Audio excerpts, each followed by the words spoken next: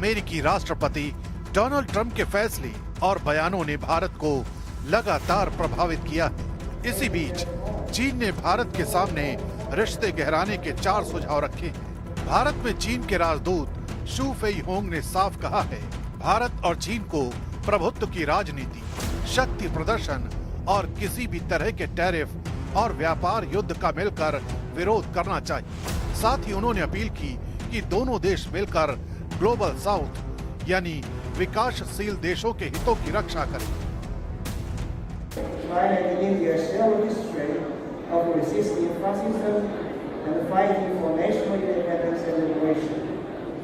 80 years on, it is all the more important that we carry forward the great spirit forged during the War of Resistance, firmly opposing gambling, power politics, and any form of tariff and trade wars, jointly defend the common interests of the global South.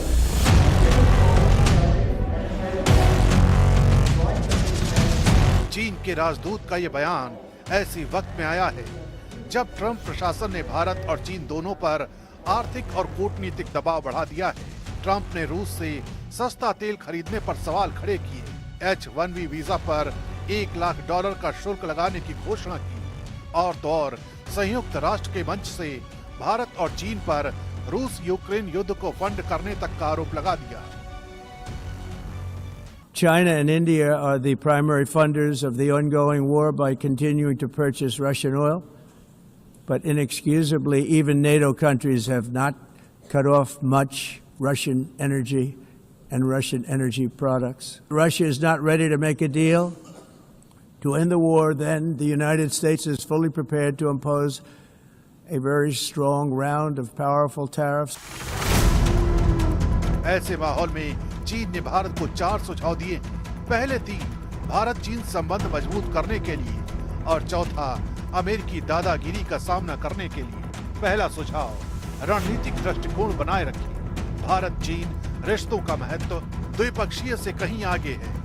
दूसरा सुझाव, व्यापार और आर्थिक सहयोग का विस्तार करें। इस साल जनवरी से अगस्त तक व्यापार 10.4% से बढ़कर $102 अरब तक पहुंचा। तीसरा सुझाव, संवाद और संचार जारी रखें, सीमा विवादों को रिश्तों पर हावी न होने दें और पंचशील की भावना को आगे बढ़ाएं। चौथा और सबसे अहम सुझाव यही है कि भारत और चीन मिलकर ट्रंप की नीतियों का विरोध करें।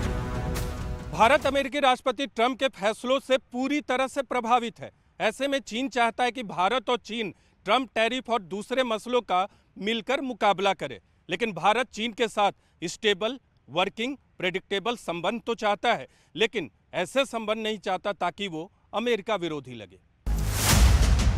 भारत फिलहाल ट्रंप की नीतियों के असर से रास्ता निकालने में जुटा है। चीन के साथ रिश्ते सुधरने की गुंजाइश जरूर है, लेकिन ये रिश्ते अमेरिकी विरोध की कीमत पर नहीं होंगे, क्योंकि दूरी के बावजूद भारत के रणनीतिक और आर्थिक हित अमेरिका से कहीं ज्यादा जुड़े हैं। भले ही ट्रंप की नीतियों ने इन हितों को झटका दिया हो, लेकिन भारत की कूटनीति अब भी संतुलन साधने पर टिकी है।